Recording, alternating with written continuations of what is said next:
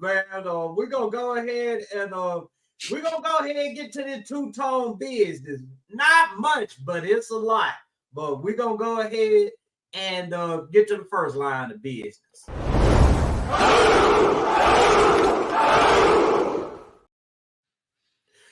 Brian Callahan speaks with the media for the first time as the Titans head coach.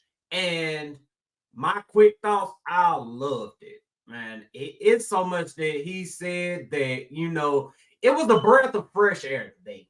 And before I get into, all of my thoughts, I'm gonna let my guys talk about it first, man. Starting with Five Star. Your thoughts on Brian Callahan's press conference today? Man, I was excited. We was kind of didn't think this was gonna come to the end of the week, so it came a little quicker than we was expecting. So I'm happy about that too. Appreciate y'all Titans organization for that as well. No, man, it was a fresher breath air. But man, first off, too, can somebody make sure his tie is right next time? This man is up there about to do this first press conference, and nobody gonna tell him his tie's a little loose off to the side, and all this stuff. Like, man, make sure the dude was on point. I mean, I saw TD's picture of him. He had his sock game on point and everything. His tie was on point. He needs some Jordans, man. No, man. They gonna get Red can keep him laced. Yeah. But no, it was good to hear him talk about things and break down and kind of see what his vision and what he's going to do and his understanding and his football IQ. Because you get speculations, you get to see some of the podcasts. I know I was going back researching, seeing some of the podcasts he's done in Cincinnati for their area and their community, and seeing how he was taught. But just to see how he was talking about, at him being at the head of the realm and taking control and what he's wanting to do and the things he kind of broke down and how success was. So I was excited about it. And as I started to listen to him too, like we keep talking about, offensive line and wide receiver in this first round, it's like, this is a guy that knew how to adapt, even though I know Will Levis ain't Joe Burrow, 9 sacks, they still win games. So they could figure that out. And this is a guy that, like, we went and got hired. This is a guy that was on a Cincinnati team that knows how to beat Kansas City in Arrowhead. He knows about Cincinnati, so he'll know how we can beat Cincinnati in the playoffs. So this is a guy that I'm the more I dive into, I've been more excited about, and I'm just ready to see what type of offense we put on the field, because we're going to be a passing offense now. It's going to be a little bit more exciting on the field. It's not going to be that boring old smash mouth football no more. It's going to be exciting. Yo, shout out to Sports-tacular for the super chat. Hey, you already know Sports-tacular. We appreciate it very, very, very much. And our thoughts on them requesting to interview the Ravens DB coach for our defensive coordinator position. Man, I love it, man. I mean, shoot, if you want to build a champion, you got to go get the resources from, the championship caliber teams. And I know that, the Ravens, they're chasing that championship with Lamar right now, but, they have a championship pedigree. And this is a damn good defensive back coach. I mean, you see how, the Ravens secondary play. I mean, they are aggressive as hell. They will press you. They don't care about, your weapons up out there. They're going to press the hell out of you, and they're going to blitz the hell out of you. So I love it. And Callahan actually kind of talked about, what he likes in a defense in his press conference today. He pretty much said that, he likes the type of defense that, and I'm paraphrasing, but he likes the type of defense that gives him a challenge or whatnot. And, by them requesting to interview the Ravens DB coach for the DC position, and right there lets me know that he's looking for a defensive coordinator that's going to be on the attack. Yeah, bro, because he's had to strategize against some of these guys for defenses. And like he said in the press conference, guys that made it hard for me to do what I want to do on offense, that's how I want my defense. Because if it makes it hard for me, then I know it's going to make it hard for other teams. And that's what I was kind of happy about. And I'm excited about if we go after, the Ravens DB coach, because for me, it's like, all right, we got one of the best offenses in the AFC that's been showing that it can compete with KC. and it can win playoffs. And then here's a defense that we know has been able to stop teams, rattle up teams, and they didn't had to have star powers. Outside of Marlon Humphreys, name me a DB on the Baltimore Ravens. Man, you got Hamilton up on Yeah, there. Hamilton. That's the only one I can think He's a of. damn good guy. But I mean, but they all perform like stars, and yet that DB, yeah. it's swear it's like the Legion of Boom, but yet it's guys just doing their job. So obviously he knows how to get the best out of the players, even if they're not the top tier of the players. He still knows how to get top tier talent out of them and the best of their ability. So that's what I'm excited about. Brian Callahan looks like he can get somebody that's set up and set players up to succeed and be better and know what they want. And then if we can go get somebody from that Ravens defense like that DBs, it looks like he can get people elevated too and get the best out of players as well. Yeah, exactly. And I'm gonna definitely agree with both of y'all on that, man. I definitely like that Ravens defensive coordinator. I mean, DB coach, man. And I think what he brought for the Ravens DB room, man, is what I want on mine. Man, that's exactly how I want my DBs playing, man. And I hope he gets the opportunity. Hopefully, he is the guy. But obviously, I did listen to Brian Callahan's his press conference. He did say he was gonna take his time on the DC job. Like he's gonna make sure that he gets the right guy, and So far, man, I do like what Brian Callahan's vision is. Now, I got a chance to speak on the actual interview itself, so I'm gonna speak on that.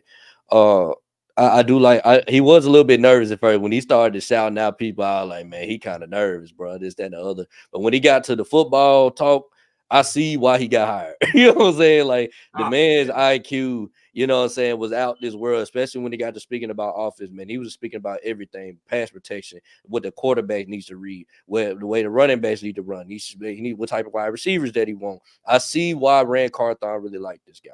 And Rand Carthon, I could just imagine him and Rand Carthon trying to put these puzzle pieces together. And the one thing that caught my eye, and I said it in my in the group chat when I was in, man, is that he said that if it takes for me to run the ball 30 times to beat the team, I can do that. If it takes for me to pass the ball 55 times to beat the team, we can do that. If we had just got to win this game off defense, we can do that. The fact that he's able to adjust and it's not sticking to one game plan the whole entire game, it got me. You know what I'm saying? Because I was like, that Houston game that I went to, man, it just pissed me off, bro. I don't want to see this shit no more.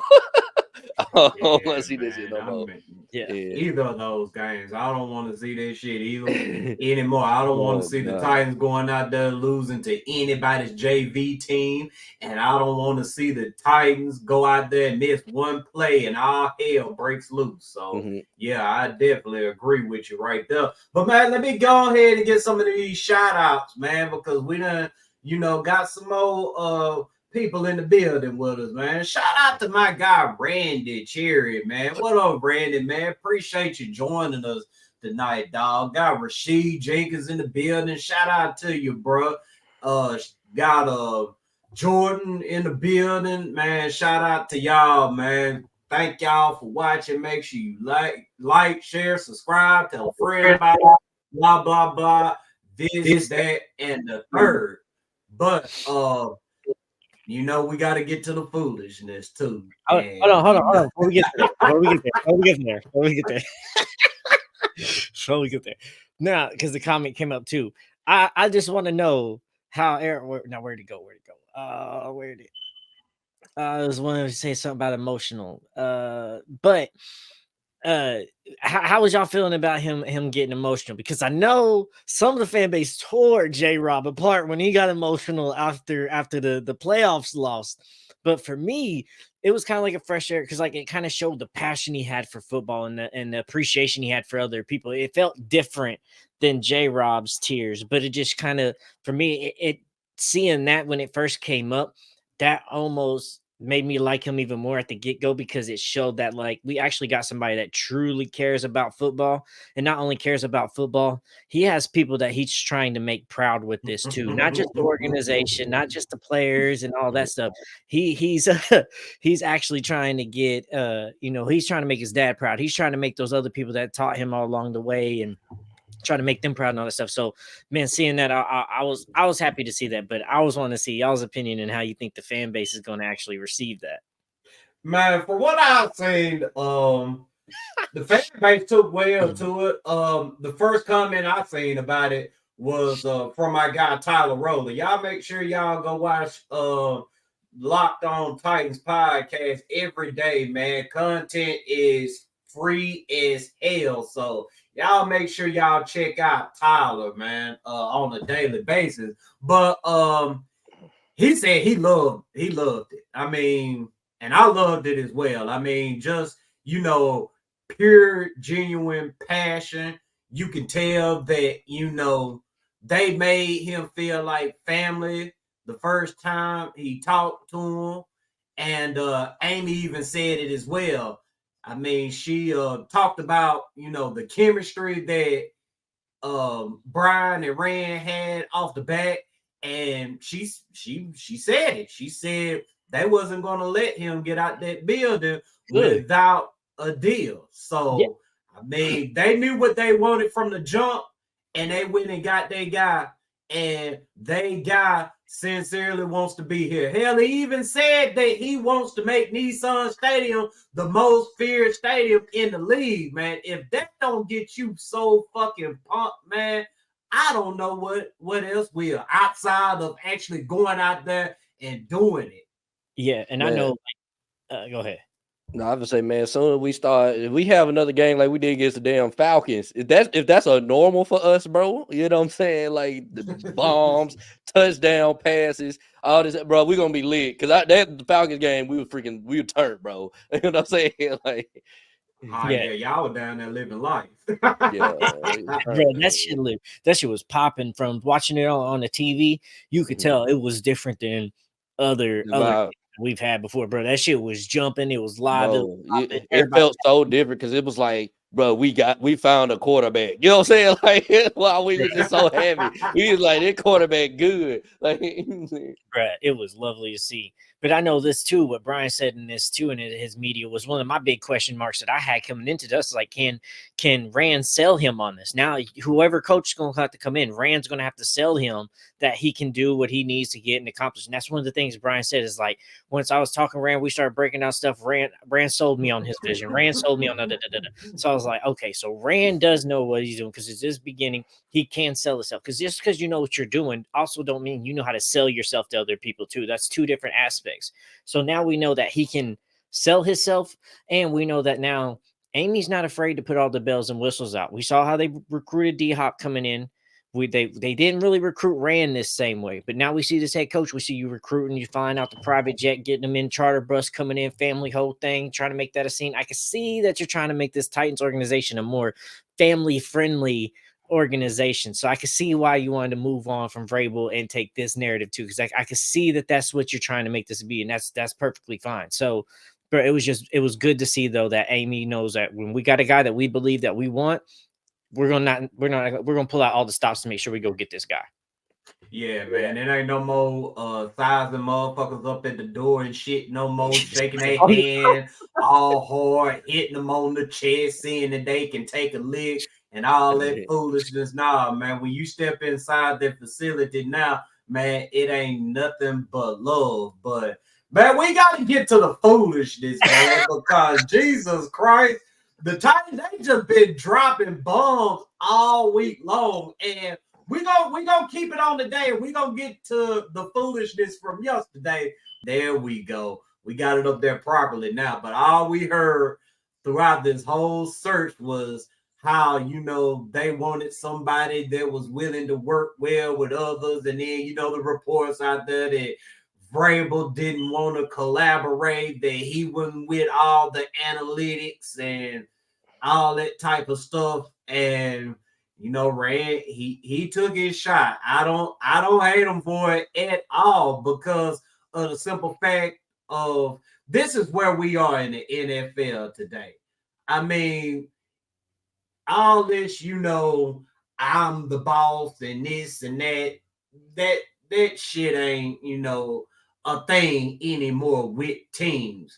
I mean, you see guys legitimately working together. Yes, one may have the title of head coach, one may have the title of DC, but DC or OC, whatever, GM, I mean, they all got titles, but they carry many different responsibilities. And we're gonna start it off with RJ, man. I know you pretty much agree it's a shot at Vrabel, but I just want to get your thoughts about what you expect to see going forward with Rand and Callahan looking like they locked in. I think there's going to be a overall vision now. Now it just seemed like when Vrabel and J. Rob were together, it just seemed like somebody was pulling the strings, and somebody else had to kind of just sit back and just let them do all the work. When it seems like with the Rand Carthon and Callahan, maybe I mean they haven't got any players yet, but I think moving forward we're going to see players that make sense, that fit a specific scheme that they both agreed on to get. You know what I'm saying, moving forward, and hopefully this collaborative thing that Amy's preaching, is going to get us to where we're trying to get to. And yeah, it most definitely was a shot. That was a shot. Clear as day. That just shows you right there. There was some problems between Rand Carthon and Vrabel, and they're not going to come out and say it, but like they had a lot of disagreements. They had a lot of disagreements. You could tell. Yeah, and I'm not sold that it's only a shot at Vrabel neither. Like it's definitely a shot at Vrabel, but I think that's one of those, I don't think that's a handgun AR shot. I think that's a shotgun shot, bro. That's for a lot of people, because you're also got to realize some of those scouts that's in the room that are still on this roster are still some of J-Rob scouts. A lot of those scouts still in that room are still J-Rob scouts. So, yeah, that's a shot that too, but I think that's a shot to the organization as in total, that there's still some people in there that are still, J-Rob, Mike Vrabel guys, and it's, hey, just because I got you looking at somebody and evaluating somebody, don't mean you're evaluating them how I want you to be evaluating them. Maybe you're not looking at certain players as serious as I want you to be looking at. So it is a big thing. And I love that quote too, bro. Hunting at the same time don't mean we hunting together. And that's a damn fact. It sounds like a damn good quote. Sounds like one of them was looking for bucks and the other was looking for ducks. And it's just not how it's supposed to. It's not going to work. So, nah, man, I'm excited moving forward to see what Brian Callahan and what Rand Carthon could put together for the Titans, man. So, but it was definitely a shot at Vrabel, but I don't think Vrabel was the only one. I think he was taking some other shots as well.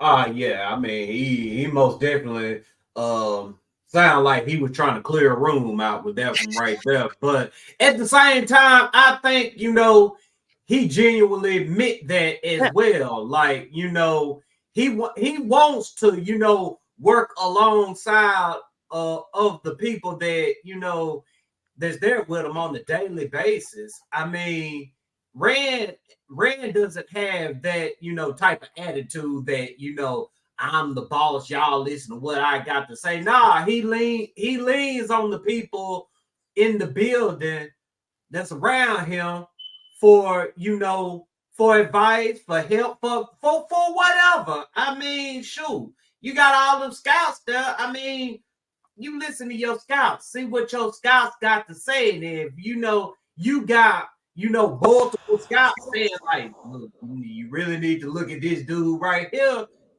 I expect Rand to go and see about that dude. Same way with the coaching staff or whatnot. I mean, if the coaching staff comes to Rand and was like, what, we really liking this dude, is there any way we can make it happen? I expect Rand to do that. I mean, this isn't the old Titans to where, whoever can say they like a dude and, they say, oh, okay, we'll take a look at him and then go get the completely opposite dude. But hey, come on. If you're going to say it right, man.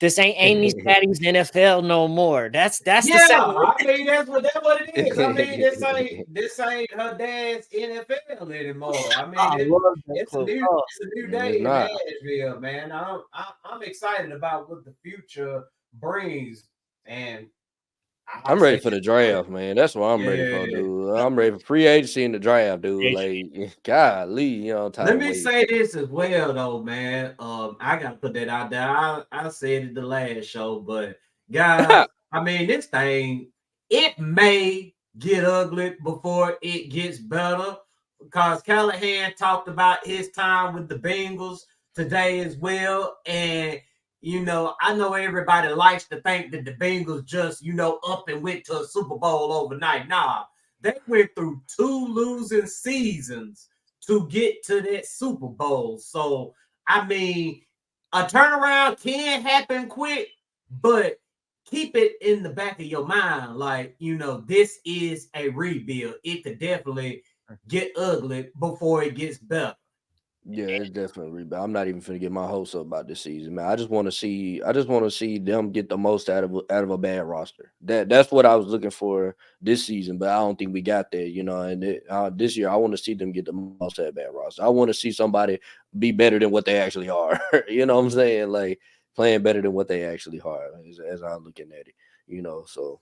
Yeah, and to add to that too, it's not just a rebuild for players too. Like we might have to let Brian Callahan have some time to get some position coach in here. There might not be the guys he wants available this year to fill some positions he wants, and then next year some guys might get fired to be able, because like it don't look like he's going to be able to pull too many coaches from that Bengals staff. It looks like a lot of them are going to stay around and say there was Zach Taylor. So even though it's up to him to bring in some coaching staff, it might take him some time to get some people in, because there are so many teams looking for coaches this year that have to fill coaching staffs as well. So that's going to be a competition as well for him to have to do. So it's not only a rebuild of players, but it's a rebuild of a coaching staff too, in a time where a lot of teams are rebuilding the coaching staff as well. So it might take some time for him to get maybe some of these skilled position coaches right, or even maybe get his offensive coordinator right.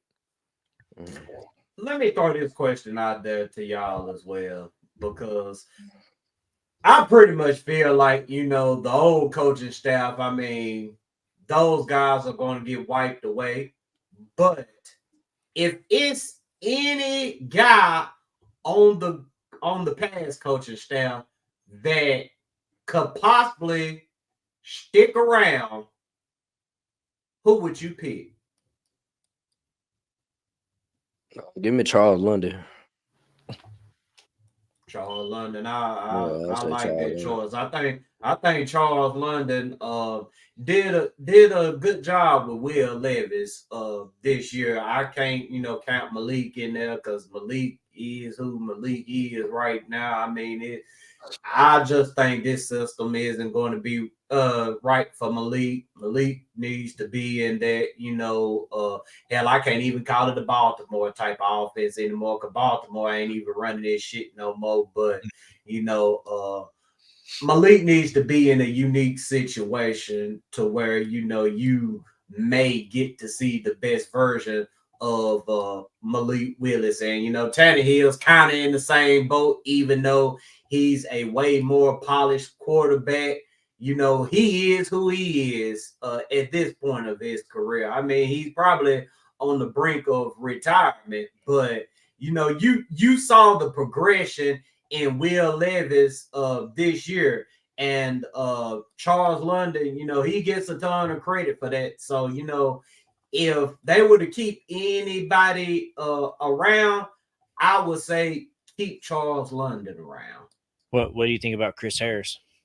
Chris Harris, he's been getting some looks at some DC positions, and he was even getting looks last year. So I mean, he could be one of those guys that could, get a defensive coordinator job this year. I mean, who's to say hell he don't get the defensive coordinator job here? I mean, we don't know, but I mean, I wouldn't be opposed to having Chris Harris around, because of the simple fact that we know who was running the defense, and we know what the hell they love to do. So everything I heard about Chris Harris coming in last season, it don't match what them guys were doing while they were the DC. So yeah, I wouldn't be opposed to Chris Harris. Yeah, I think that's really about the only two. There's not too many coaches on this staff, honestly, I want to see return. Just time for a clean slate. It already feels that way. This feels like a different Titans in a different way that we've gone ever before in our history, even as Oilers. So it just feels like new slate. Like some guys might be able to stick around, but not many. We just need to turn the page. Go ahead, get people out, get people in, show us how we're actually trying to build. It's that phrase, like sometimes when you go into the industry, getting somebody that's been doing a trade for so long is sometimes not as good as getting somebody that's new that you can teach in the trade, because they have already formed bad habits, rather than teaching them how you want done. Because then you're constantly arguing, well, I've done it this way for so long and it works. Well, I want you to do it this way, and this is the way we're going to do it. So sometimes it's just time to move on. we're at that point now. Go ahead, clean house completely. Let's get some guys in here, teach them fresh up of how we're wanting to start doing things now moving forward as this new page is being turned. Facts. But yeah, y'all ready to get to the other part of the foolishness? Yeah, I guess.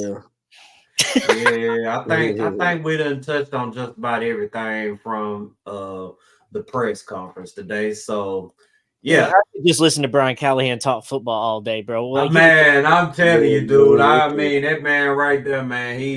He knows about hell. He's an NFL lifer, like they call him or whatnot. You know, his dad, well respected coach for many years. So, hell, I mean, that's all he knows, football. I mean, sure, what do you expect? it looks like you could tell when people genuinely love talking about something, and he genuinely loves talking about football because he just breaks it down and was just like you said early in the press conference. You could tell he's nervous, but once they started talking about football, oh, he got comfortable, bro. He's that's why it's like, man, he was like, because when he first started talking, I'm like, bro, this is our coach, bro. Like, you know what I'm saying? That's all I was thinking in my head when I was looking. I'm like, bro, like, this ain't no good first impression. Why you stuttering, bro? Like, you know what I'm saying? Man, y'all think he was nervous? I think that's when he started getting choked up. Yeah, I think he realized up there now and getting up. I don't think it was nervous, but yeah, I think the emotion started to get to him. That you try to compose yourself, but you got up there and realized, thanking all these people, this is like everything finally. I think everything finally hit him in that moment when he's standing in front of that presser and he's like, "Oh shit, okay, this is surreal. This is real. This is really happening." It took about 10 minutes, but after the first 10 minutes, bro, I started to see his personality and who he really is, you know what I'm saying?